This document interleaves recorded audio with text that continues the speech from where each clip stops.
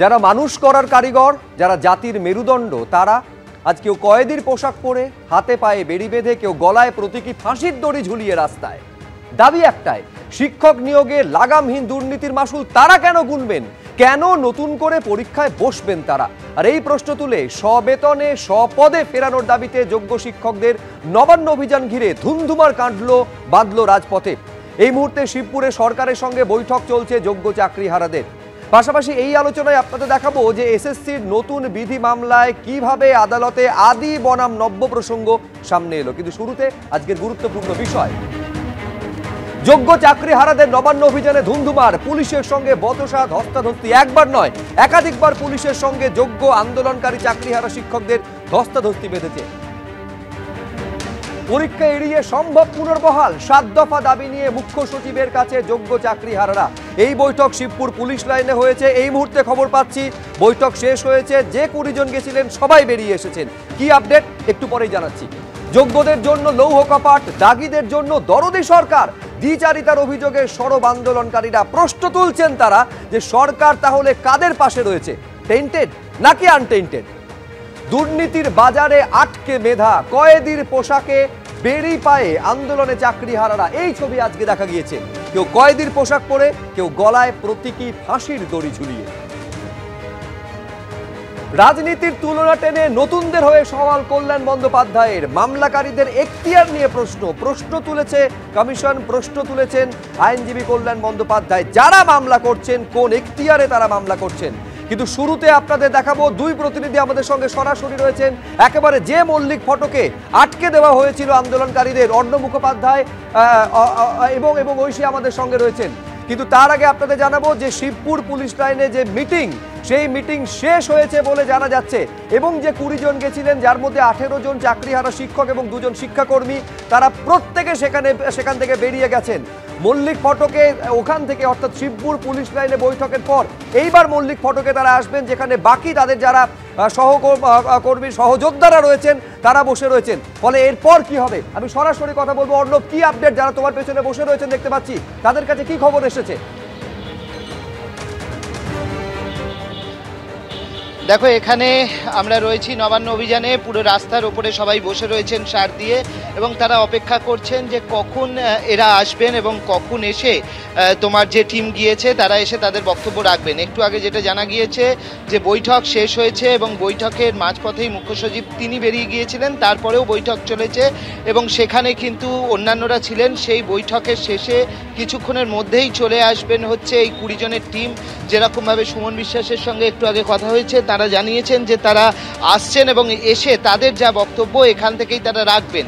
তবে একটা জিনিস বলে রাখা ভালো, যে তারা যতটা আশা করে গিয়েছিলেন বা যে দাবি তারা নিয়ে গিয়েছিলেন, সেই দাবির ক্ষেত্রে কিন্তু তাদের আশা অনেকটাই পূরণ হয়নি, এমনটাই জানা যাচ্ছে। কিন্তু পুরো বিষয়টা তারা এখানে এসেই বলবেন এবং তাদের ইতিমধ্যেই এখানে এসে তাদের মঞ্চ রেডি করা রয়েছে। এখান থেকে তারা তাদের বক্তব্য জানাবেন এবং সেই বক্তব্য শোনার জন্য ইতিমধ্যে তুমি দেখতে পাচ্ছ যে যারা রয়েছেন তারা কিন্তু এখানে অপেক্ষা করে রয়েছেন যে কি বক্তব্য হয় এবং আন্দোলনের গতি প্রকৃতি কোন পথে যাবে সেটা দেখার জন্য সেদিকে নজর থাকবে। কিছু সময়ের মধ্যে তারা আসবেন। আমি ঐশীর কাছে এই কারণে যাব যে একটা দাবি ছিল, প্রথমে জানা যাচ্ছিল যে নবান্নে তারা বৈঠক করতে যাচ্ছেন।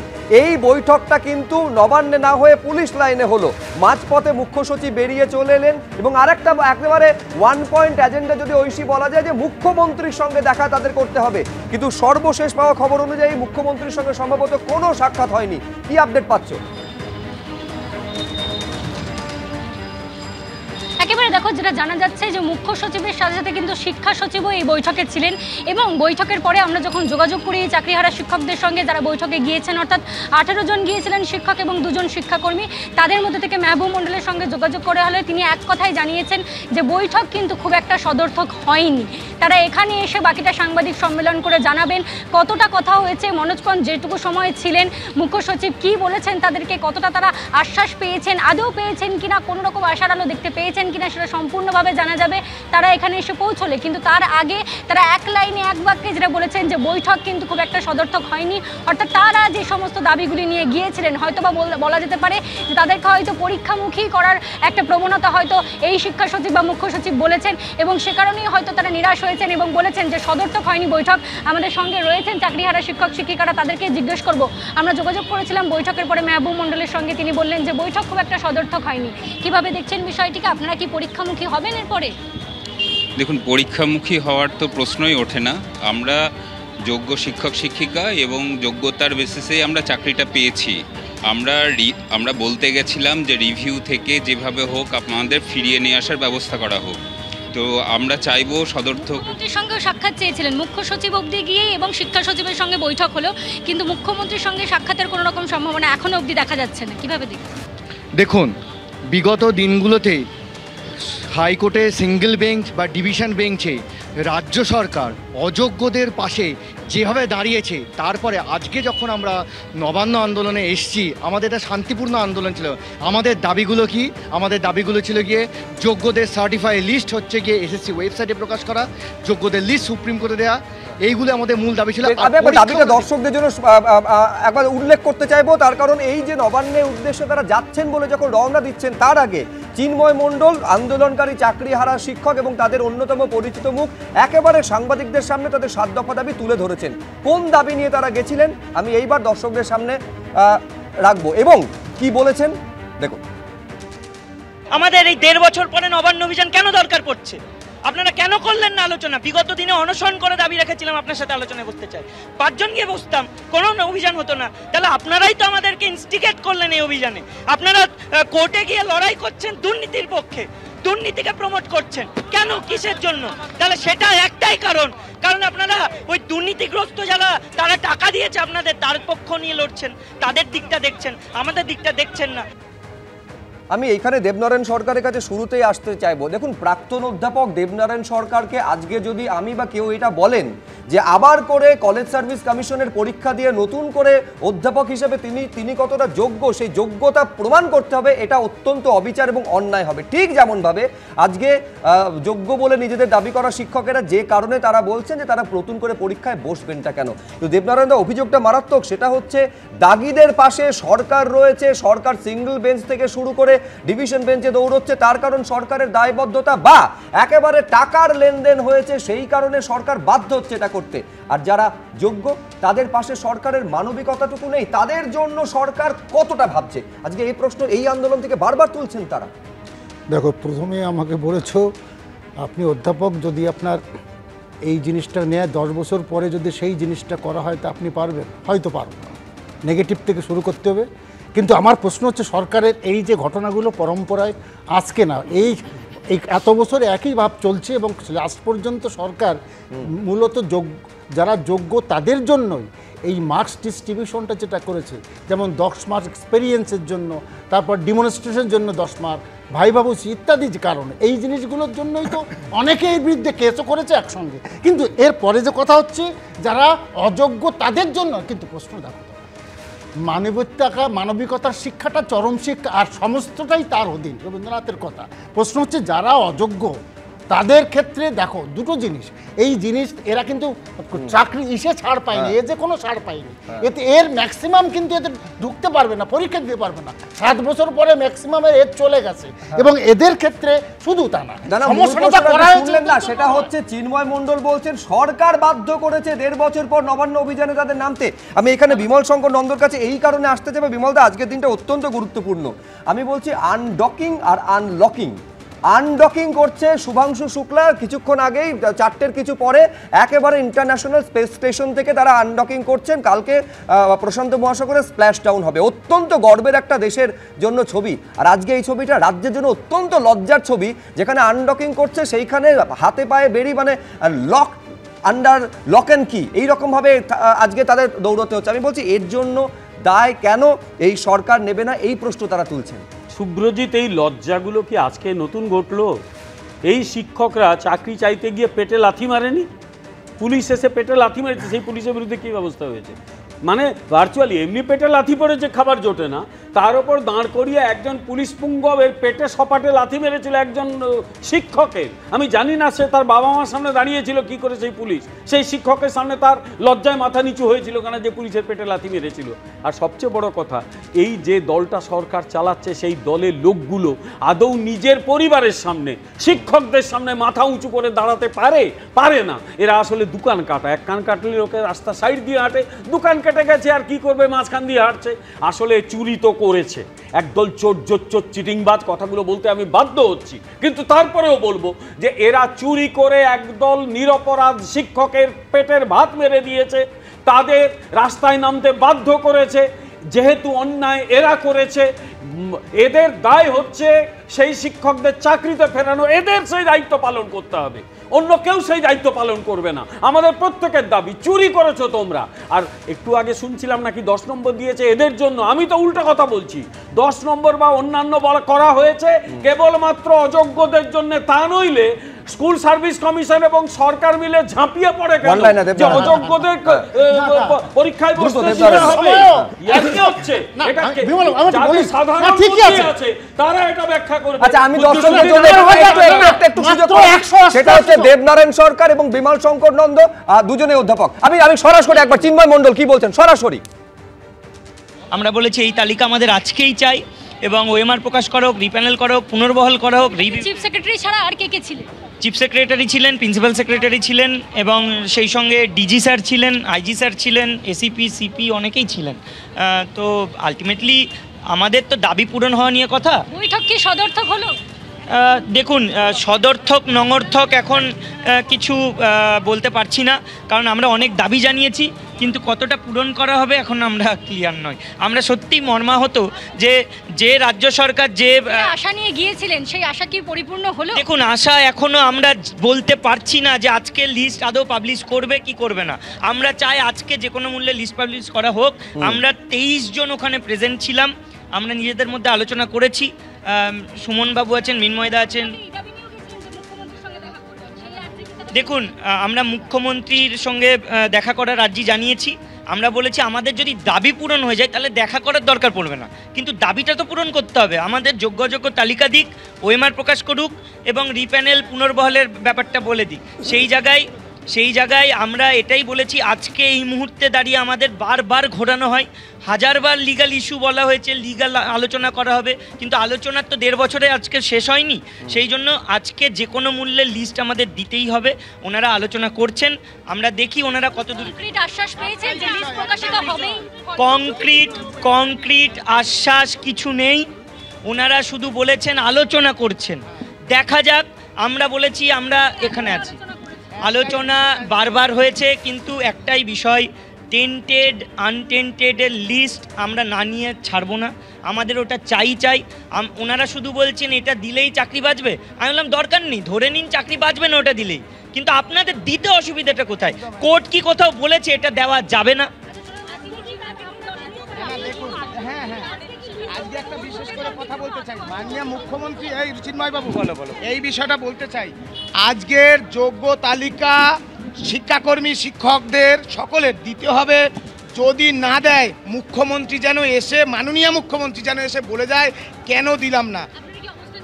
আমরা সবাই মিলে, চিন্ময় বাবু আছেন, মেহবুব বাবু আছেন, কৃষ্ণগোপাল, রবিউল, আমরা সবাই মিলে আমরা আমাদের যারা সহকর্মী রয়েছেন প্রত্যেকের সাথে আজকে কি মিটিং হয়েছে আলোচনা করব, তাদের সঙ্গে সহমত হয়ে কি করা যায় তারপরে আপনাদের। সেক্রেটারি 10 মিনিট পরে বেরিয়ে গেলেন, আপনারা কি ততক্ষণে জবাব পেয়ে গেছিলেন? দেখুন, উনি মাত্র 10 মিনিট সময় দিয়েছেন, আমরা 1.5 বছর ধরে রাস্তায় পড়ে আছি। এটা সত্যিই মর্মাহত, লজ্জার বিষয় এটা। তারা মর্মাহত 10 মিনিট থেকে চিফ সেক্রেটারি বেরিয়ে 1.5 বছর রাজ্য সরকার 1.5 বছর 2 বছর ধরে আমাদের জীবনটা রাস্তায় নামিয়ে দিয়েছে। আর চিফ সেক্রেটারি মহাশয় এইরকম একটা নবান্ন অভিযানের দিনে 10 মিনিট সময় নেই, এ তো লজ্জা। মুখ্যমন্ত্রীকে রাস্তায় নামিয়ে আনবো, কারা কি বলছে জানি না, কৃষ্ণগোপাল, রবিউলরা সবাই আমরা আছি। কারণ মুখ্যমন্ত্রী যোগ্য তালিকা আজকে দিতে হবে, না দিলে আপনাকে সে বলতে হবে কেন যোগ্য তালিকা দিচ্ছেন না। সুতরাং আমরা প্রকৃত লড়াই আছি, এই কথার মানে আছে অনেক। সদর্থক তারা চিন্তায় আছেন, আলোচনা করছেন। হাওড়ার মাননীয় সিপি মহোদয় তিনি চেষ্টা করছেন, ডিজি সাহেব এসেছিলেন, প্রিন্সিপাল সেক্রেটারি ছিলেন এডুকেশন, চিফ সেক্রেটারি ছিলেন, আলোচনা করছেন যে দেবেন কিনা। আমরা বলেছি ওটা না দিলে এক চুলো নড়বো না। ওনারা কেউ বললো, আমাদের চাকরিয়ারাই বললো আলোচনা করছেন। আমাদের আলোচনা হয়ে গেছে, যোগ্য তালিকা না দিলে এই রাস্তা ছাড়ছি না, ছাড়বো না। কোনো ভয়, কোনো শক্তির কাছে পরাজয় হয়ে মাথা নত করছি না। তো পুলিশ বল প্রয়োগ করেছে আপনাদের উপরে, যখন আপনারা বিকাশ ভবন অভিযান করেছিলেন, এখানেও তো সেই জিনিস হতে করুক না। আমরা তো বলেছিলাম মাননীয় মুখ্যমন্ত্রীর কত সাহস আছে, পুলিশ মন্ত্রী মমতা বন্দ্যোপাধ্যায়ের কত সাহস আছে, আপনি গুলি চালান না, এখনো চালালেন না কেন? আপনি করুন না দেখি, আমরা এমনিই মরে গেছি। একটা গুলি চালিয়ে দেবেন, 21শে জুলাইয়ের সভামঞ্চে আপনার শহীদ তর্পণ করতে আরও সুবিধা হবে। গুলি চালান মুখ্যমন্ত্রী মমতা বন্দ্যোপাধ্যায়, আমাদের প্রিয় মুখ্যমন্ত্রী। আপনি যোগ্য তালিকা দিন। এই মাননীয় আপনার যে সিএস, তাকে দিয়ে যে টাইম কিলিং করছে 10টা মিনিট সময়, আপনার লজ্জা করে না? চাকরি চুরি করে আপনি নিজে আসছেন। সচিব কি জানান, কমিশনের উপরে জোর দেওয়া হবে আনটেন্টেড? যখনই সুযোগ পাচ্ছেন তখনই অমনি সেই দিকে চলে যাচ্ছে। আমরা বলছি এই ডান দিকেও নয়, হ্যাঁ এইসব আলোচনায় বলছে পরীক্ষা কি দেবেন, কোথায় ভুল আছে। আমরা এক লাইনে বেঁধে দিয়েছি, পরীক্ষা 10 বছর পর মানছি না, ওই নিয়ে কোনো কথা হবে না। আর আপনাদেরকে পরীক্ষামুখী করার চেষ্টা কি আজকে আধিকারিকরা করছে? এটা একটা চক্রান্ত। পরীক্ষায় কিভাবে দিলে ভালো হয়, এটা একটা চক্রান্ত। আমরা এক লাইনে বলেছি, চাকরিহারারা, কৃষ্ণগোপালরা, আমরা এক লাইনে বলছি পরীক্ষা নিয়ে কোনো কথা হবে না। কিভাবে যোগ্য তালিকা নিয়ে রায় রিভিউ করে প্রত্যেক যোগ্যদের চাকরি বাঁচানো যায় সেই নিয়ে কথা বলুন, সেই নিয়ে কথা বলুন, সেই নিয়ে কি সওয়াল করবে সরকার, কিছু বলে জানিয়ে তো তুলে ধরেছি। এখন অনেক বিষয় বলছি, এসব চাপে পড়ে বলছে, বুঝতে পেরেছেন? এটা মনের কথা না। আমরা বলছি ওসব কথা নয়। কি হবে কি না যা হবে জানি না। শিক্ষাকর্মী সহ, যোগ্য শিক্ষাকর্মী সহ যোগ্য শিক্ষক শিক্ষিকাদের যোগ্য তালিকা এসএসসির ওয়েবসাইটে আজ প্রকাশ করুন। পরে কি রায় হবে জানি না। আগামী পরশুদিন যদি আমরা মারা যাই, তার আগে তো বাংলার মানুষ অন্তত বলতে পারবে যে ওটা যোগ্য শিক্ষক ছিল। হ্যাঁ থাকছি, একদম একদম আমরা থাকছি। রবিউলরা থাকছে, কৃষ্ণগোপালরা থাকছে, এরা আমরা একটা অংশ, আমরা থাকবো। একেবারে সুমন বিশ্বাস এইটা স্পষ্ট বলে দিচ্ছেন, আজকের মধ্যে তালিকা প্রকাশ করতে হবে। তার মানে যদি ধরে নেওয়া যায় যে 14 জুলাইয়ের মধ্যে তালিকা প্রকাশ করতে হবে, তাহলে ঘড়ির সময় অনুযায়ী 5 ঘন্টা 43 মিনিটের মধ্যে তালিকা প্রকাশ করতে হবে। সরকার কি করবে? যদি না করেন আন্দোলনকারীরা কোন পথে যাবে? নিঃসন্দেহে আমাদের সেদিকে নজর থাকবে। হাইকোর্টের ডিভিশন বেঞ্চ বলেছে all OMR must be public domain. হাইকোর্টের রায় মানছে না। আজকে সেই ওএমআর এর ভিত্তিতে যোগ্য তালিকা সরকারের কাছে তৈরি আছে। রাজ্য সরকার, মমতা বন্দ্যোপাধ্যায় আমাদের মুখ্যমন্ত্রী, তিনি আমাদের প্রিয় মুখ্যমন্ত্রী। তিনি যদি মনে করেন তার ওই চেয়ারটা খুব ভালো লাগে, তাহলে সেটা ভালো লাগুক। আজকে রাতের মধ্যে 12টা হোক, 10:30 হোক, এসএসসির, যেটাকে অটোনমাস বডি বলছে, এসএসসি অটোনমাস বডি, কিন্তু পেছন থেকে চালায় রাজ্যের মুখ্যমন্ত্রী। কেন দেখেননি? নোটিফিকেশনের বিষয় নবান্ন থেকে প্রেস কনফারেন্স করে বলেছিল। আমাদের বক্তব্য হচ্ছে আজকের রাত 12টার মধ্যে untainted teacher and non teaching staff তাদের তালিকা প্রকাশ করতে হবে। আর অন্যথায় যারা নেতৃত্ব আছে, আমাদের চিন্ময় বাবু, মেহবুব দা, চিন্ময় দা, রবিউল, কৃষ্ণগোপাল, আরো সুবিধা সরকার সহ আরো যারা আছেন শিক্ষাকর্মীরা, সকলকে নমস্কার। আমরা একযোগে এক হয়ে আজকে লড়ছি।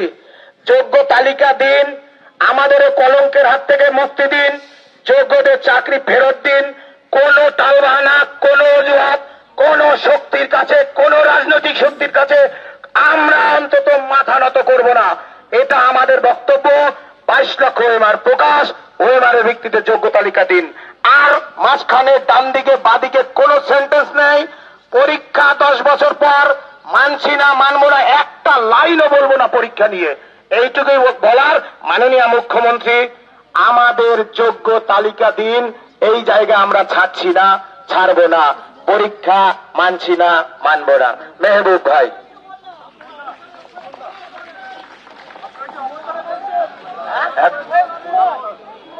অ্যাকচুয়ালি সবাই প্রথমত আমি অনেক পরে গিয়েছি, যাওয়ার কথাও ছিল না আমার। তখন চিফ সেক্রেটারি বেরিয়ে গেছিলেন, এডুকেশন সেক্রেটারি ছিলেন। বারবার বাদ বিতণ্ডা চলছে আমাদের সঙ্গে। ওনারা বারবার একটা জায়গায় এড়িয়ে যেতে চাইছেন, যোগ্যদের লিস্ট পাবলিশ।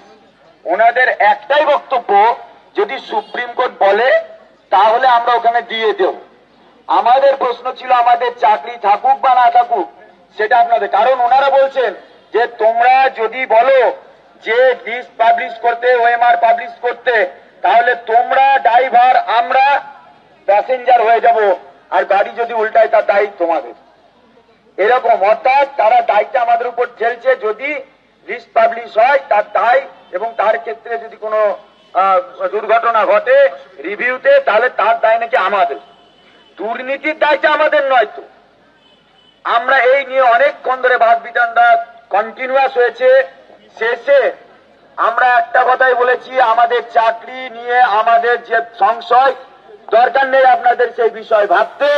আপনারা ইমিডিয়েট লিস্ট পাবলিশ করুন, এখনই লিস্ট পাবলিশ করুন, আমরা ওয়েট করছি। আপনাদের চাকরি যদি এই লিস্ট পাবলিশ করার জন্য আমার গাড়ি উল্টেও যায় তো যাবে, আমরা এটাও বলেছি দরকার নেই। ঠিক আছে, আপনি লিস্ট পাবলিশ করবেন না, করার দরকার নেই, ঠিক আছে। তাহলে আপনি এক কাজ করুন, প্রত্যেককে এফিডেভিট দিন, প্রত্যেকটা ক্যান্ডিডেট আমরা এফিডেভিট দিচ্ছি।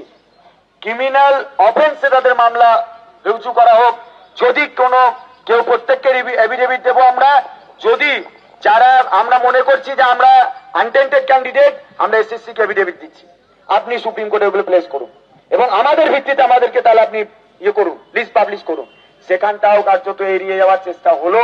আমরা লাস্ট পর্যন্ত আমরা যে জায়গায় আমাদের ধরেছি, এখনো পর্যন্ত লাস্ট উনি বলে গেলেন ঠিক আছে আমি এখন আবার সিএস এর কাছে যাচ্ছি, আমি গিয়ে আমি আর একবার মিটিং করছি, দিয়ে কি বলে, এবং প্রয়োজনে এক কাজ করো, তোমাদের লয়ার আমাদের লয়ার একসঙ্গে বসি, তারপরে তোমাদের লয়াররা যদি বলে তাহলে এটা করা যাবে। আমরা এই গল্প তো পুরনো হয়ে গেছে, বারবার এই কথাটা আমরা বলেছি যে আপনারা বসুন। বিকাশ ভবনের সামনেও 7 দিন ধরে আমরা অপেক্ষা করেছি, আপনাদের গেজেট তৈরির আগে আপনারা বসেছিলেন, বসেননি। তাহলে এইভাবে বারবার আপনারা এই কাজটা করছেন, অথচ যখন আমরা টেন্টেডদের প্রশ্ন আসছে তখন অতি সক্রিয়তা। এবং আমরা আমাদের উনি বললেন না না আপনাদের সঙ্গে তো বসা হয়েছে একবার লয়ারদের সঙ্গে। আমরা বললাম এখানে আমরা যতগুলো মানে যে আনটেন্টেড টিচারদের গ্রুপ আছি, নন টিচিং স্টাফরা আছি, আমাদের একজনও বলুক যে কোনো লয়ারের সাথে বসা হয়েছে। তারা বললো, আমরা সকলেই বলেছি না আমাদের কোন লয়ারের সঙ্গে আপনাদের লয়ার বসেননি। তাহলে এখানে আবার একটা প্রশ্ন ক্রিয়েট হলো, তাহলে কাদের লয়ারের সঙ্গে বসেছিলেন ওনারা? কাদের লয়ারের সঙ্গে বসিয়েছিলেন ওদের লয়ারকে? যখন আমাদের লয়াররা কেউ বসলো না, আমাদের এখানে যোগ্যদের প্রত্যেকটা গ্রুপ ছিল, যারা আমরা সুপ্রিম কোর্টে আলাদা আলাদা এসএলপি করেছিলাম, রিভিউ করেছি, সবাই তো আজকে একসঙ্গে আছি। তাহলে কাদের লয়ারের সঙ্গে বসেছিলেন? হ্যাঁ, গোপনে গোপনে ডুবে ডুবে জল খেলেও একটা না একটা দিন সত্য তো উদ্ঘাটিত হবেই, এবং সত্য আমরা হাইকোর্টেও দেখছি, সুপ্রিম কোর্টেও দেখছি। তাই মুখোশ খুলে ইমিডিয়েট আজকে আমাদেরকে সত্য উদ্ঘাটন করুন। আপনি কোথায় মিটিং করতে যাচ্ছেন আমাদের দেখার দরকার নেই, লিস্ট পাবলিশ করুন। উনি লাস্ট এই কথাটা বলে আমরা এখান থেকে আমরা বেরিয়েছি। এবং অফিসিয়াল ওয়েবসাইটে আপনারা পাবলিশ করবেন, তবে আমরা উঠব। আর এখনো পর্যন্ত আমরা এখানে আছি, আমরা দেখতে চাই কখন ওনারা, আমরা ওয়েবসাইট চেক করছি, কখন ওনারা লিস্ট পাবলিশ করবেন, সেই জায়গাটাতে আমরা দাঁড়িয়ে আছি। এখানে পুলিশ আধিকারিকরা আছে, আবারও কথা বলছি, ওনাদের কি আলোচনা হলো আমরা ওদের কাছে জানতে চাইবো, তবে অন্য কথা। আলোচনা করতে গিয়েছেন, সেই আলোচনা থেকে উনি আসুক, উনি বলুক, খবর পাঠান পুলিশ আধিকারিকদের মারফত কি চাইছেন, শেষ কি সিদ্ধান্ত হলো আমরা অপেক্ষা করছি। মৃন্ময়দা আছেন, মৃন্ময়দা বলছে এখনই, সময়সীমা কিছু নেই, এখনই বলে দিয়েছি, এখনই, আলাদা করে কোনো সময়সীমা নেই। আমরা এখানেই আছি। আর একটা বিষয় বলি, এতদিন পর্যন্ত যা ডেপুটেশন হয়েছে সেখানে একটা বিষয় তো প্রথম থেকে বলে এসছে যে আইনি পরামর্শ নেবে। আজকেও সেরকম একটা সুর উনি চড়িয়েছিলেন এবং দেখিয়েছিলেন। আমরা সেখানেই প্রোটেস্ট করেছি যে 1.5 বছর ধরে আমাদের যে ডিমান্ড, সেই ডিমান্ড আমরা রেখেছি। আপনারা জানেন এই ডিমান্ডটা কিন্তু পুরোপুরি ভাবে লিগালি আমরা ডিমান্ড করছি। আমাদের লয়াররা বলছে এটা দিলে খুব ভালো হবে এবং দেখো এখানে বসতে দেবে না, যে আপনারা যোগ্যদের লিস্ট দেবেন না, সেই জায়গায় দাঁড়িয়ে আপনারা যেটা বলছেন অযোগ্যদের পাশে আছেন, উনি নিজে বললেন সরকার হিসেবে যখন থাকি আমরা সবার কথা ভাবতে হয়। এটা লজ্জা হওয়া উচিত ওনাদের। টাকা নিয়ে চাকরি দিয়েছে, এখনো পর্যন্ত অযোগ্যদের হয়ে কথা বলছেন। এবং যারা যোগ্যতার সঙ্গে চাকরি পেয়েছে তারা রাস্তায় ঘুরে বেড়াচ্ছে, থানায় ঘুরে বেড়াচ্ছে, এফআইআর খাচ্ছে, শোকজ খাচ্ছে, তাদের অপদার্থতার জন্য। আপনারা বলছেন যে সরকার, মানবিক সরকার আমাদের পাশে আছে, আমাদেরকে বাঁচানোর জন্য ওনারা সবসময় আছেন, কিন্তু ওনাদের যে কার্যকলাপ সেটা একবারের জন্য সেটা এস্টাবলিশ হচ্ছে না, বা আপনারা ঘুরিয়ে দিচ্ছেন। লাস্ট আমরা এটাই বলে এসেছি। আর একটা বিষয় বলি, চিফ সেক্রেটারি 10 মিনিট টাইম দিয়েছেন, এটাও একটা লজ্জার বিষয়, কারণ ওনাদের সময়ের মূল্য আছে আর আমরা বানের জলে ভেসে এসেছি। যারা টাকা দিয়ে চাকরি পেয়েছে তাদের ক্ষেত্রে তারা হচ্ছে তারা হচ্ছে আপন ছেলে, আমরা বানের জলে ভেসে এসেছি। আমরা খবর পাচ্ছি তাদের সঙ্গে দফায় দফায় মিটিং হচ্ছে, এবং ওনারা বললেন লয়ারের সঙ্গে মিটিং হয়েছে, মানে সরকার পক্ষের লয়ারের সঙ্গে মিটিং হয়েছে, কিন্তু কোন যোগ্য শিক্ষক শিক্ষিকাদের লয়ারের সঙ্গে মিটিং হয়নি। তার মানে এটা এস্টাবলিশ হচ্ছে যে অযোগ্যদের লয়ারের সঙ্গে মিটিং হয়েছে এবং রিভিউ ড্রাফটের আগে হয়েছে। এটাও একটা কোশ্চেনের মার্ক ফেলছে, এবং আমাদের দাবিতে আমরা অনার আছি। যতক্ষণ না সার্টিফাইড লিস্ট ওয়েবসাইটে আসছে ততক্ষণ আমরা এখানে মুভ করছি না। তার পাশাপাশি এটাও বলে রাখি, এই যে অযোগ্য যোগ্য ব্যাপারটা যেটা আসছে সেটা ওনারা সকলেই জানেন, কিন্তু জেনেও না বোঝার যে ভানটা করছেন সেটাও কিন্তু ওনাদের মুখের সামনে তুলে ধরেছি। আর একটা বিষয় যেটা বারবার তুলে ধরতে চাইছেন, সরকার সাহায্য করতে চাইছে কিন্তু সরকার সাহায্য করতে চাইছে না, সেটাও কিন্তু তুলে ধরেছি। কারণ আমরা দেখেছি তাদের যে অ্যাক্টিভিটিগুলো একটাও আমাদের যোগ্যদের বাঁচানোর জন্য নয়, সেটা আমরা জোরালো দাবি রেখে এসেছি, এবং আশা রাখছি আজকে রাতের মধ্যে লিস্ট পাবো। যদি লিস্ট না পাই তাহলে আমরা এখানে থাকবো, এবং মাননীয় মুখ্যমন্ত্রীর কাছ থেকে আমরা জানতে চাইবো কি জাদু বলে লিস্টটা দেওয়া হচ্ছে না। আর ওনারা একটা কথা বলছেন, স্যালারি তো হচ্ছে আপনাদের, যাদের স্যালারি হচ্ছে তারা যোগ্য, তাহলে সমস্যা কোথায়? আমাদের কথা সেখান থেকে হয়েছে, যারা যোগ্য তাদের স্যালারি হচ্ছে, সেটা সার্টিফাইড লিস্ট দিতে সমস্যা কোথায়? প্রকাশ্যে আনতে সমস্যা কোথায়? ওএমআর পাবলিশ করতে সমস্যা কোথায়? এই কোশ্চেনগুলোর উত্তর ওনারা দিতে পারেননি, ওনারা উঠে চলে গেছেন। সোজা ভাষায় বললে আমাদের সামনাসামনি উত্তর দিতে না পেরে ওনারা পালিয়ে গেছেন, ওনারা চোরের মতো করে পালিয়ে গেছেন, এবং বলেছেন নাকি আজকে মিটিং হবে, মিটিং এর পরে আলটিমেট লিস্ট আসবে। আমরা ওয়েট করছি যতক্ষণ না লিস্ট পাচ্ছি।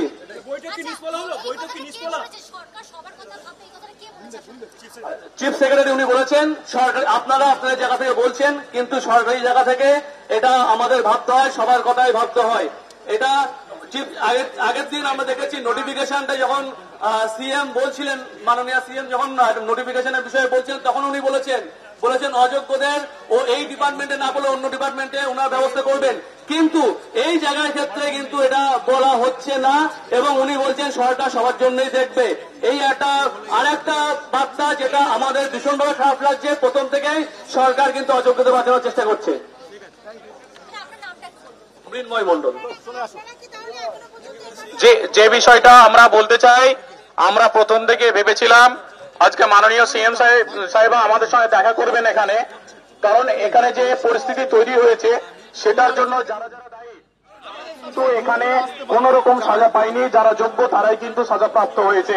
প্রথমত এটা, যদিও উনি আমাদের সঙ্গে সরাসরি বসেননি, আমাদের একটাই দাবি, যদি আমাদের এই লিস্ট না দেওয়া হয় তাহলে সিএম কে এখানে আসতে হবে, মাননীয় মুখ্যমন্ত্রী এখানে এসে বলে যান যে আপনাদের লিস্ট আমরা দিতে পারবো না।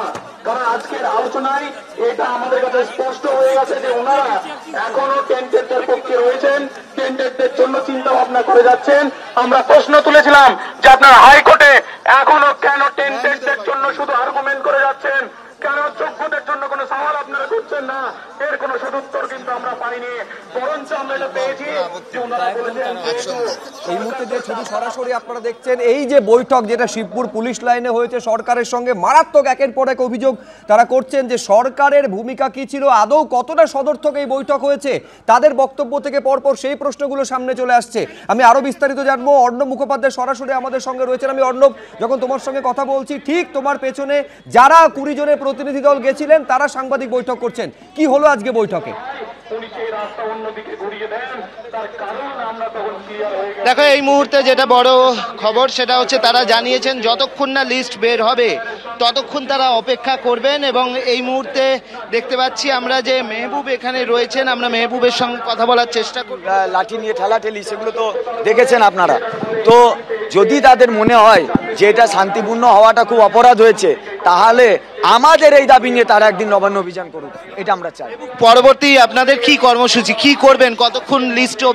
আমরা অপেক্ষা করছি, এখন আমরা বলেও এসেছি আমরা অপেক্ষা করছি যে যতক্ষণ না যোগ্যদের লিস্ট দেওয়া হবে আমরা এখানে উপস্থিত আছি, আপনারা লিস্ট পাবলিশ করুন, আমরা অপেক্ষা করছি। আর লিস্ট যদি পাবলিশ না হয় সারা রাত থাকবে? মাত্র 10 মিনিট সময় দিয়েছিলেন, সেই মাত্র 10 মিনিট অত্যন্ত ব্যস্ততার মধ্যে দেখাচ্ছিলেন, যেন মনে হচ্ছে যে এই মিটিংটায় উনি খুব বাধ্য হয়েছিলেন, না হলে নয় এরকম একটা জায়গায়। কি বললেন, কোনো আশা দিলেন? কোনো আশা কোনো কিচ্ছু পাওয়া যায়নি। ওনারা এখনো পর্যন্ত ওনাদের জায়গাতে অনড় আছেন এবং কোনোভাবেই যোগ্যদের যে তালিকা সেটা পাবলিশ করার কথা বলছে, কিন্তু তারপরেও তারা শুধু ঘুরিয়ে ঘুরিয়ে একই কথা বলছেন এবং আমাদের দিকেই কার্যত তারা মানে বলটা ঠেলে দিচ্ছেন যে আমরা এইগুলো যদি দিই তাহলে পরে তোমাদের কথা মানছি, হ্যাঁ তোমাদের কথা মেনে যদি আমরা সব কাজ করি তাহলে রিভিউ জেতা বা না জেতা তোমাদের দায়। তালিকা প্রকাশ না হলে কি করবেন, এখানেই থাকবেন সারা রাত? আমরা বলে এসেছি আমরা আছি এখানে, আপনি তালিকা প্রকাশ করুন। ওনারা গিয়েছেন আবার চিফ সেক্রেটারির সঙ্গে আলোচনা করতে, ওনারা আলোচনা করুক, আমরা অপেক্ষা করছি। যদি সারা রাত হয় সারা রাত অপেক্ষা? নিশ্চয়ই আমরা অপেক্ষা করছি, আমরা অপেক্ষা। অর্থাৎ একেবারে স্পষ্ট একটা ডেডলাইন কিন্তু দিয়ে দেওয়া হয়েছে আন্দোলনকারী চাকরিহারা শিক্ষক শিক্ষিকাদের তরফে। 12টার মধ্যে এই যে তালিকা প্রকাশ করতে হবে, অর্থাৎ ঘড়ির কাঁটা অনুযায়ী 5 ঘন্টা 25 মিনিট 24 মিনিট বাকি রয়েছে, তার মধ্যে সরকারকে তালিকা প্রকাশ করতে হবে। এখন সরকার কি করবে? আমি আরেকবার সরাসরি চিন্ময় মণ্ডল কি বলছেন।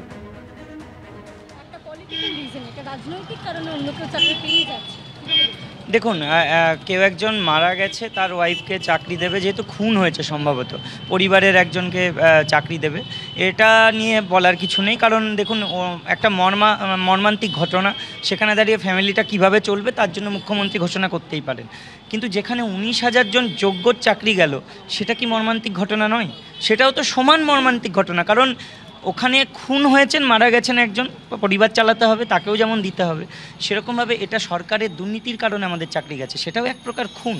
এবং এর জন্য মুখ্যমন্ত্রী ঘোষণা করুন যে এই 19,000 জন যেহেতু ফ্যামিলি কিভাবে চালাবে, সেই যোগ্যদেরকে চাকরি তাহলে আমরা দেবো। তাহলে একেবারে এইখানে চিন্ময় মণ্ডলরা প্রশ্ন তুলছেন, এটা কোনো সরকারি দয়া নয়, একেবারে যোগ্যতার ভিত্তিতে, মেধার ভিত্তিতে তারা চাকরি পেয়েছেন। দুর্নীতির মাসুল তারা কেন নিজের চাকরির বিনিময়ে দেবেন? আমি শীর্ষেন্দু সিনহা রায়ের কাছে আসবো। আমি বলছি, এই যে বৈঠক শেষের পর বেরিয়ে এসে আন্দোলনকারী চাকরিহারারা যা বলছেন শীর্ষেন্দুদা, তা মারাত্মক। সেটা হচ্ছে একেবারে এইটা নাকি বলা হয়েছে মিটিংয়ে যে সুপ্রিম কোর্ট বললে তবে যোগ্য অযোগ্যদের তালিকা দেওয়া হবে। তার মানে যোগ্য অযোগ্যদের তালিকা রয়েছে, সেইটা প্রকাশে কোথাও আইনি বাধা রয়েছে বলে বুঝিয়ে দেওয়া হয়েছে। আইনি দিকটা আপনার থেকে জানতে চাইবো। এবং দ্বিতীয় প্রশ্ন, সিএস নাকি বলেছেন, আমি নাকি এই কারণে বলছি কারণ এটা আন্দোলনকারীদের দাবি, সিএস অর্থাৎ মুখ্য সচিব নাকি বলেছেন যে সরকারি জায়গা থেকে সবার কথা ভাবতে হয়। তার মানে কার্যত ঠাড়ে ঠোড়ে বুঝিয়ে দিয়েছে যে চাল এবং কাকড় এক দর সরকার করছে, যোগ্যদের এবং অযোগ্যদের পাশে সমান গুরুত্ব দিয়ে সরকার থাকছে। সরকারি প্রতারণা, পুলিশি ঔদ্ধত্যের চিহ্ন, মারের দাগ, সব কিছু মানে উপচে গেছে অপমানের যন্ত্রণাতে। আজকে শিক্ষকরা হচ্ছে সমাজের মেরুদণ্ড, আর সেই মেরুদণ্ডে দুর্নীতি করেছেন। আজকে সরকার নিজে প্রাতিষ্ঠানিক চুরি করেছেন। আজকে 17 রকমের চুরি করেছেন, হাইকোর্ট বলে দিয়েছিল। আজকে দেননি কেন 22 লক্ষের মিরর ইমেজ? আজকে দেননি কেন তার রেজাল্ট? আজকে যে পরীক্ষা দেয় তার রেজাল্ট লিস্ট প্রকাশে কোনো বাধা আছে আইনি? কোনো রকম বাধা নেই। আজকে আপনি এটা চিন্তা করুন, আজকে খুব সাধারণভাবে চিন্তা করুন, আইনের দিক থেকে যেতে হবে না। যে পরীক্ষা দিচ্ছে তার অধিকার আছে তার রেজাল্ট জানার, তার রেজাল্ট, নিজস্ব রেজাল্ট জানার অধিকার আছে। সে নিজে কেন রেজাল্ট জানতে পারবে না? কিসের জন্য জানতে পারবে না? শুধু নামের লিস্টটা দেখিয়ে দেবে। আজকে 25,752 জনের যে চাকরি চলে গেল, সেটা সম্পূর্ণ দায়ী এসএসসি। পরীক্ষা নিয়েছিলেন এসএসসি, আজকে রেজাল্ট বার করার দায়িত্ব এসএসসি সরকারের। সরকার এইরকম চুরি করেছেন, প্রাতিষ্ঠানিক চুরি। আজকে চাল আর কাকড়কে আলাদা করা যায়নি বলেই সুপ্রিম কোর্ট অবধি গিয়ে লক্ষ লক্ষ কোটি কোটি টাকা খরচা করে আইনজীবী দাঁড় করিয়ে আজকে এই জায়গায় এসছেন সরকার। সরকার কিচ্ছু করতে পারবেন না। আপনারা আজকে যে পথ আটকেছেন, নবান্ন অভিযান করেছেন, আপনাদের কাছে সরকার লিস্ট দিতে পারবে না। কারণ যে লিস্ট দিলেই দেখতে পাওয়া যাবে কে যোগ্য আর কে অযোগ্য এই জায়গাতে। কারণ এই অযোগ্যদের হয়ে কেউ হাইকোর্টে আসেননি, অযোগ্যদের হয়ে মামলা করেছেন এসএসসি এবং রাজ্য সরকার। সেটা সিঙ্গেল বেঞ্চে করেছেন, সিঙ্গেল বেঞ্চে হেরে গিয়ে আবার ডিভিশন বেঞ্চে করেছেন। ভাবতে পারেন চুরি কোথায় গিয়ে গেছে সরকারের। সরকার নিজে চোরেদের হয়ে মামলা করছেন। এই সেদিন আজকে যে জায়গাতে শিক্ষকরা রাস্তায় এসে দাঁড়িয়েছে সেটা কারা করেছে? সরকার দাঁড় করিয়েছে। আমি এখানে সৈকত গিরির কাছে আসবো, কিন্তু আমি সৈকতের কাছে মূলত এই কারণে আসতে চাইবো যে এই সমস্যার সমাধান কিভাবে হবে। একটা সমাধানের পথ অবশ্য শুভেন্দু অধিকারী বাতলেছেন। কি বলেছেন আমি দেখাবো। বিরোধী দলনেতার এই সমস্যা সমাধানের উপায়টা কি তিনি বলেছেন, এবং তারপর তার বক্তব্য নিয়ে আমি সৈকতের কাছে আসছি। দেখুন, একটা নবান্ন অভিযান ছিল, মমতা ব্যানার্জি চাকরি চোর, পার্থ যে টাকা তুলেছে তার ৮০ ভাগ টাকা মুখ্যমন্ত্রীর ভাইপো নিয়ে গেছে তার বাড়িতে, প্রমাণিত সত্য। আজকে আপনারা গেছিলেন নবান্ন অভিযান করতে, এই ধাপ্পাবাজ মমতা ব্যানার্জি আর তার চিটিংবাজ পুলিশ কি করলো দেখলেন? গাড়িতে তুললো ২০ জনকে, বললো নবান্নতে চলুন, মিটিং করবে মুখ্য সচিব। গাড়ি ঘুরে চলে গেল শিবপুর পুলিশ লাইনে, নবান্নতে যায়নি। মুখ্য সচিব ওখানে এসে মিটিং করলো। এই আন্দোলন থেকে মাকুদের বের করে দিন, পতাকা ধরতে হবে না, বিজেপির লোকের অভাব নেই। এই আন্দোলন থেকে মাকুদের বের করে দিন, কাদের দিকে ইঙ্গিত করছেন স্পষ্ট সৈকত? দেখুন, এই আন্দোলন থেকে মাকুদের বের করে দেওয়ার দায় তাদেরই পরে যারা এই চাকরি দুর্নীতির ৮০% ভাইপোর বাড়িতে গেছে কিনা জানি না, তবে ১০০%-এর ৫০% যদি ভাইপোর ক্যামাক স্ট্রিট কালীঘাটে গিয়ে থাকে আর ৫০% শান্তিকুঞ্জে এই অধিকারী পরিবারের পকেটেও গেছে। প্রশ্ন হচ্ছে আজকের দিনে দাঁড়িয়ে চোর তাড়াতে দাওয়াই কি? চোর তাড়াতে দাওয়াই একটা স্বচ্ছ দুর্নীতির বিরুদ্ধে, স্বচ্ছভাবে এই দুর্নীতির বিরুদ্ধে তদন্ত করা। এতদিন ধরে সিবিআই কি করেছে? সিবিআই কেন এই তদন্তকে শেষ অবধি নিয়ে যেতে পারেনি? আজকে একের পর এক দুর্নীতি, শিক্ষাক্ষেত্রে দুর্নীতি তদন্তের দায়ভার সেখানে সিবিআই দায়িত্ব ছিল, সিবিআই দায় এড়াতে পারে? এক। দুই, কিছুক্ষণ আগে দেবরানন্দ মানবিকতার কথা বলছিলেন। কোনটা মানবিকতা সুব্রত? আমরা দিনের পর দিন এই নিয়ে আলোচনা করছি, বছরের পর বছর। এই রাজ্যে এই ছবি দেখেছি, মাঝ রাত্রিবেলা টয়লেট বন্ধ করে দেওয়া হয়েছে যোগ্য চাকরি প্রার্থীদের, সাদা পর্দা দিয়ে ঢেকে দেওয়া হয়েছে কার্নিভাল হবে বলে। বারে বারে মাননীয় মুখ্যমন্ত্রী প্রতিশ্রুতি দেন, কোনো প্রতিশ্রুতি পালন করেন না। আমাকে উল্টো তথ্যটাও দিতে হবে। এক সেকেন্ড, আমি বলছি শাসক দলের তরফে সাংবাদিক বৈঠক করে ১০০ বার সরকার মানবিক এইটা বলা হচ্ছে। কিভাবে? এই সরকারই তো গিয়েছে রিভিউ পিটিশন নিয়ে সুপ্রিম কোর্টে। এই সরকারি গ্রুপ সি গ্রুপ ডির জন্য একেবারে আর্থিক সাহায্যের কথা বলেছিল, তোমরা গিয়ে আদালতে সেটা নষ্ট করে দিয়েছো। আমরা রাজ্যের সার্বিক শিক্ষাক্ষেত্রে দুর্নীতির বিরুদ্ধে লড়াই লড়ছি। আমরা চাই স্বচ্ছভাবে নিয়োগ হোক। আমরা তো সমাধান বলে দিচ্ছি। ১, ২২ লক্ষ পরীক্ষার্থীর ওএমআর মিরর ইমেজ বাইরে আসুক। ২, যোগ্য অযোগ্য তালিকা আলাদা করে দিন। ৩, যোগ্য যারা তাদের পুনরায় যাতে চাকরি পেতে অসুবিধা না হয় তার নির্দেশিকা জারি করুন। আসলে এই সরকার যোগ্য অযোগ্য তালিকা দেবে না। যখনই এরা যোগ্য অযোগ্য তালিকা দিতে যাবে না সুব্রতা, তখন এই সরকারটা অযোগ্য হয়ে যাবে। এরা ঘুরপথে এই করাপ্টেড সিস্টেমের মধ্যে আবার অযোগ্যদের দালালি করতে, এই যে কিছুক্ষণ আগে আইনজীবী বলছিলেন ডিভিশন বেঞ্চে গেছে, আমি বলছি এই নম্বর যে এক্সট্রা রাখা হয়েছে এটা ওই অযোগ্যদের জন্য। এই তো গুরুতর অভিযোগ সামনে এলো। আজকে চিন্ময়বাবুরা বলছেন যে সরকার নাকি অযোগ্যদের আইনজীবীদের সঙ্গে আলাদা করে বসে মিটিং করেছে। মানে নবান্ন, 14 তলার নবান্নটা কি এখন সরকারি প্রশাসনের হেডকোয়ার্টার নাকি করাপশনের হেডকোয়ার্টারে পরিণত হয়েছে, যেখানে কিভাবে চুরি দুর্নীতিকে আড়াল করা যাবে তার দায় নিতে হবে? আচ্ছা, তৃণমূলের কর্মী খুন হয়েছে, ভাগ বাটোয়ারার গন্ডগোলে তৃণমূলের গুন্ডারা একে অপরকে মারামারি করবে, তাদের জন্য 24 ঘন্টা 48 ঘন্টার মধ্যে একটা সরকারি চাকরি যাবে। বিষ মদ খেয়ে মারা গেলে 2 লক্ষ টাকা ক্ষতিপূরণ যাবে। আর এতগুলো পরিবার বছরের পর বছর খোলা আকাশের নিচে দিনরাত কাটিয়ে আন্দোলন করছে। এদের জন্য মাননীয় মুখ্যমন্ত্রীর নাকি মানবিক মুখ্যমন্ত্রী, তার 10 মিনিট দেখা করার সময় হয় না? চিফ সেক্রেটারি 10 মিনিটের পর বেরিয়ে যান। আমি শুনে শেষ করছি, কোনটা গুরুত্বপূর্ণ এই রাজ্যে? চিফ সেক্রেটারির কাছে এই এতগুলো ছেলে মেয়ে, তাদের ইন্টু পরিবার, তাদের ভবিষ্যৎ নিয়ে আলোচনা গুরুত্বপূর্ণ, নাকি ওখানে নবান্নে গিয়ে মমতা বন্দ্যোপাধ্যায়ের সঙ্গে কি করে অত্যন্ত গুরুত্বের সঙ্গে এই প্রশ্নটা তুলতে হচ্ছে? সিএ মুখ্য সচিব নাকি বলেছেন সরকারে থাকলে সবার কথা চিন্তা করতে হয়।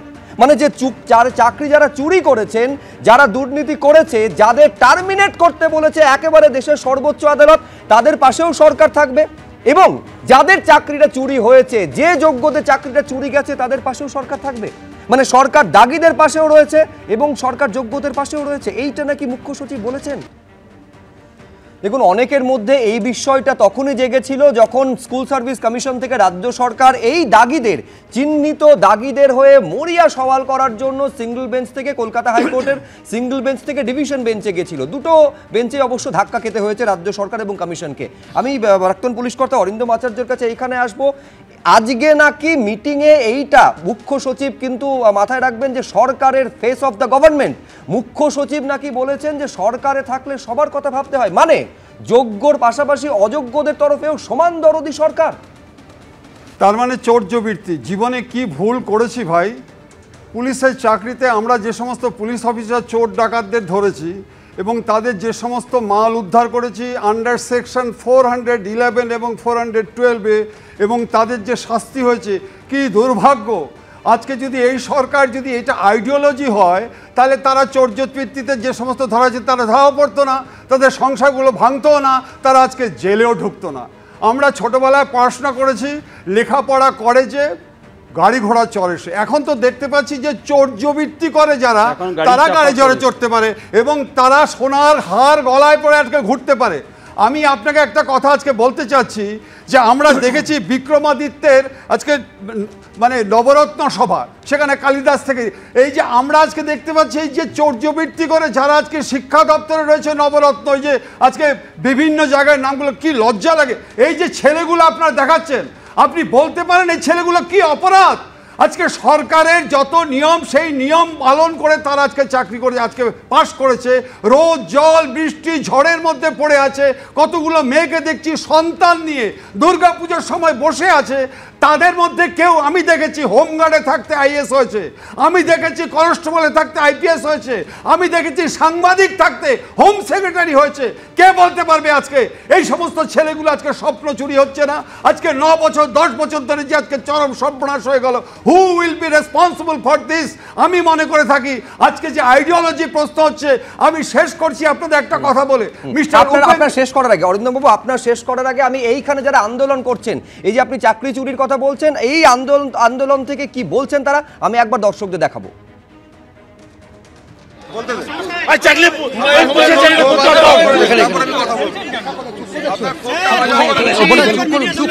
সরকার চোর, এই সরকার অন্যায় করেছে আমাদের প্রতি, আমাদের প্রতি অন্যায় করেছে। আমি কেন বলবো?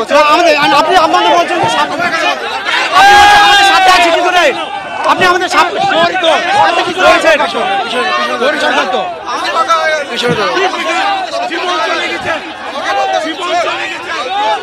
জীবন চলে গেছে, আমাদের সব শেষ কি হচ্ছে? আজ একা এসে বউ বাচ্চা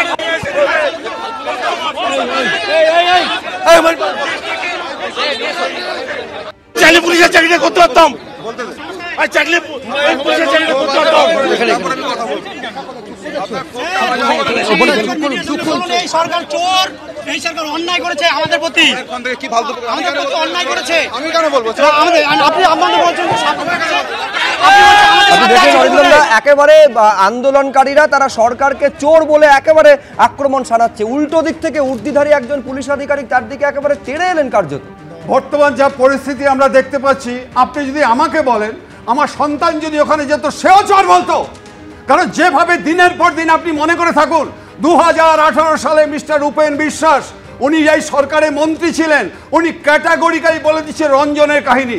সেই সময় আপনি জানেন কি আমাদের এখানে রঞ্জন প্রিভেনশন অফ আনফেয়ারনেস একটা কিসের জন্য আছে, অ্যান্টি করাপশন সেল কিসের জন্য আছে? দিনের পর দিন মিস্টার উপেন বিশ্বাস ক্যাটাগরিক্যালি বলে দিয়েছিল যে আজকে ওই এলাকা থেকে কিভাবে টাকা তোলা হচ্ছে। আপনি আমাকে বলুন যে আজকে দেখুন আরজি কর ইস্যুর সাথে এখানে কেমন মিল, ওখানেও কন্টামিনেটেড কথাটা রেখা আছে ভেজাল, এখানে টেন্টেড কথাটা রেখা আছে সেটাও ভেজাল। আজকে সমস্ত জায়গায় আজকে প্রমাণিত হওয়া সত্ত্বেও আজকে সরকার যদি বলে চৌর্যবৃত্তি যারা করেছে তারা আমাদের পাশে থাকবো, আমাদের থাকতে হবে এবং এটা আমাদের আইডিওলজি।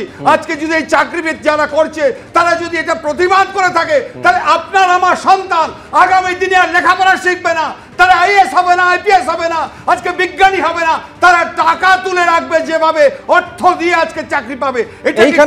এইখানে বিরোধীরা মনে করিয়ে দিচ্ছে আজকে যে শুধু সরকারের তরফে মুখ্য সচিব অযোগ্যদের পাশে থাকার কথা বলছেন এমনটা নয়, এ কথা সেদিনই স্বয়ং মুখ্যমন্ত্রী বলেছিলেন নেতাজি ইন্ডোর স্টেডিয়ামে দাঁড়িয়ে। ঠিক কি বলেছিলেন সেদিন দেখুন। কাকে অযোগ্য বলেছে, কেন বলেছে, কি কারণে বলেছে, টোটালটা দেখব। আগে যোগ্যদেরটা হয়ে যাক, বাদ বাকি যারা থাকবেন, যাদের অযোগ্য বলা হচ্ছে তাদের বিরুদ্ধে কি কি এভিডেন্স আছে আমি দেখব। সেকেন্ড পেজ, কাকে অযোগ্য বলেছে, কেন বলেছে, কি কারণে বলেছে, কোন এজেন্সি তদন্ত করেছে, কি কি কাগজপত্র আছে, টোটালটা দেখব। তারপরে তাদের নিয়ে আমি আলাদা করে মিটিং করে আমাদের কথা বলবো, এবং যোগ্য অযোগ্যের মধ্যে গন্ডগোল লাগাবেন না। দেবনারায়ণ সরকার, আমি যে কথাটা বলিনি, আমার সঙ্গে একেবারে 4:1 তো হলে আমার হবে না। যারা ওদিন কিন্তু আর একটা কথা বলেছিল, যারা সত্যি অযোগ্য তাদের জন্য হয়তো কিছু করার থাকবে না, এই কথাটা কিন্তু এখানে বলা হচ্ছে না। আর 2 নম্বর, একটু আগে বললো পুলিশ কি বললো, আমি কেন বলবো? তো পুলিশ নিজে বলছে আসতে কেন, পুলিশ ঠিক আছে, পুলিশ কেন বলবে না? না পুলিশ কেন বলবে টাকা চুরি করে? বাবা পুলিশ কি বলবে? তো না না না, আপনারা পুলিশকে কি বলছেন? পুলিশ বলছে পুলিশ আপনি গুন্ডা, ওটা পুলিশ শিক্ষকের দিকে যে অ্যাপ্রোচ তেড়ে যাচ্ছে ওখানে দেখে মনে হয় পুলিশ, ওই কারণে দেখানো হচ্ছে মুখ্যমন্ত্রীরা পুলিশ তুলে গালিগালাজ, ইউ আর রং। এই কারণে পুলিশ আপনারা পুলিশ কি বলছে? পুলিশ বলছে আমি কেন বলবো? পুলিশের মামলা উদ্ধার করবেন, তারপরেও পুলিশের বিরুদ্ধে কিছু হয়ে যাবে না। বাবা সবকিছু পুলিশকে দিয়ে শিক্ষকদের পেটে লাথি মারবে, পুলিশকে দিয়ে আজকে এই মাস্টারদের দিকে তেড়ে যাবে। আমি বিমল শঙ্কর নন্দর কাছে আসবো। আচ্ছা, দেবনারায়ণ সরকারের একটা আপত্তি ছিল যে পুরোটা বলা হচ্ছে না। আমি পুরোটা বলে দিচ্ছি দর্শকদের স্বার্থে। মুখ্যমন্ত্রী সেদিন বলেছিলেন কাকে অযোগ্য বলেছে, কেন বলেছে, কি কারণে বলেছে, কোন এজেন্সি তদন্ত করেছে, কি কি কাগজপত্র আছে, টোটালটা দেখবো। পরের লাইনটা খেয়াল করুন। তারপর তাদের নিয়ে, অর্থাৎ যারা অযোগ্য তাদের নিয়ে আমি আলাদা করে মিটিং করে আমার কথা বলবো। প্রশ্নটা তো এখানে বিমলদা, অযোগ্যদের পাশে দাঁড়ানোর কথা কেন সরকার বলবে? যারা সত্যি অযোগ্য তাদের জন্য এই কথাটা বলেছিলেন, এটা তুমি বলো। আমি পুরোটাই বললাম। না না, যারা সব পুরোটাই বললাম, তাদের জন্য করার থাকবে একদম বলেছেন। না না, নিশ্চয়ই বলেছেন, পাশাপাশি এটাও বলেছেন। নিশ্চয়ই সেটা বলো। যদি অযোগ্য একেবারে সত্যি আর কিছু করার থাকবে না, কিন্তু পাশাপাশি এটাও বলেছেন প্রশ্ন যে অযোগ্যদের সঙ্গে কেন কথা বলবেন রাজ্যের মুখ্যমন্ত্রী। হ্যাঁ বিমল, আমি জানি আইন যারা জানে তারাও জানে, যেখানে সুপ্রিম কোর্ট একটা বিষয়ে চূড়ান্ত সিদ্ধান্ত নেয় সেখানে মুখ্যমন্ত্রী বা রাজ্যপাল কেউই বলতে পারেন না যে কি হয়েছে আমি দেখব। আরে চূড়ান্ত সিদ্ধান্ত তো হয়ে গেছে সুপ্রিম কোর্টে, হাইকোর্ট তো 100 বার বলেছে কে যোগ্য কে অযোগ্য তুমি যুক্তি দিয়ে প্রমাণ করে দাও। তখন তাদের পাশে না দাঁড়িয়ে ওই মিটিংয়ে এই ধরনের কথা বলার কোনো মানে হয় না। আসলে ব্যাপারটা কি বলি, চোরেদের পাশে চোরেরা থাকে, যারা চোর তারা চোরেদের নিয়েই থাকে। এই সরকারটা চালাচ্ছে একদল চোর, এই সরকারকে সমর্থন করছে একদল চোর, আর এই সরকারকে হয়ে আসতে শেষ করি। মানে উত্তরপ্রদেশে কি হয়েছিল, ত্রিপুরায় কি হয়েছিল, ব্যাপমে মধ্যপ্রদেশে কি হয়েছিল? না না না, আরে আপনি আচুরি ধর্ম শিক্ষা television you can not say this, you can not say this policeman. না না না না না, ব্যক্তিগত আক্রমণ করবেন না। আমি বিমলদাকে এখানে থামাবো। বিমলদা ব্যক্তিগত আক্রমণে যাবেন না প্লিজ। হ্যাঁ দ্রুত শীর্ষ দাদা।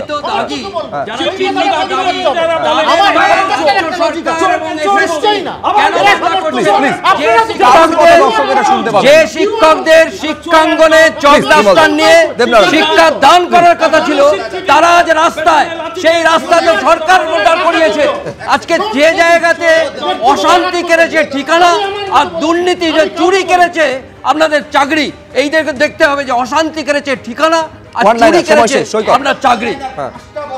সরকার আমরা প্রতিদিন দেখে গেলাম ডাক্তার, নার্স, শিক্ষক, অশিক্ষক কর্মচারী সবাই আজকে রাস্তায়, ছাত্ররা রাস্তায়, তাদের সামনে লৌহ কপাট। আর 14 তলার নবান্নে পুলিশ নামক তৃণমূলের গুন্ডা নিয়ে মমতা বন্দ্যোপাধ্যায় শান্তিতে দিন কাটাচ্ছেন। ওনার শান্তি কেড়ে নিতে হবে, তবে গিয়েই এই রাজ্যের সমস্ত অযোগ্য তাদেরকে ধরা যাবে, চুরি দুর্নীতিকে রোখা যাবে। অরিন্দম আচার্য, সময় শেষ, দ্রুত। আচ্ছা আপনি বলুন তো, আমাদের ভারতে 28 আর 6 এই 36টা রাজ্য, কোন রাজ্যে আজকে এইরকম প্রবলেম আছে? কোন রাজ্যে আজকে হাইকোর্ট, দাঁড়ান আমি বলেছি হাইকোর্ট, দাঁড়ান আমি বলেছি, আমাকে শেষ করতে দিন। হাইকোর্ট সিদ্ধান্ত নিচ্ছে, ডিভিশন বেঞ্চ সিদ্ধান্ত নিচ্ছে, সুপ্রিম কোর্ট গাইডলাইন দিচ্ছে। ইন স্পাইট অফ দিস আমরা এখন we are burning just under the shade of water. কোন রাজ্যে আছে এরকম? Supreme court clear. আমাদের টানা নজর থাকবে, তার কারণ ডেডলাইন বেঁধে দিয়েছেন আন্দোলনকারীরা। রাত্রি 12টার মধ্যে এই তালিকা, যোগ্য অযোগ্যদের তালিকা প্রকাশ করতে হবে। ঘড়ির কাঁটা অনুযায়ী ঠিক 5 ঘন্টা বাকি রয়েছে, না হলে পরবর্তী পদক্ষেপ কি হবে টানা আমাদের সেদিকে নজর থাকবে।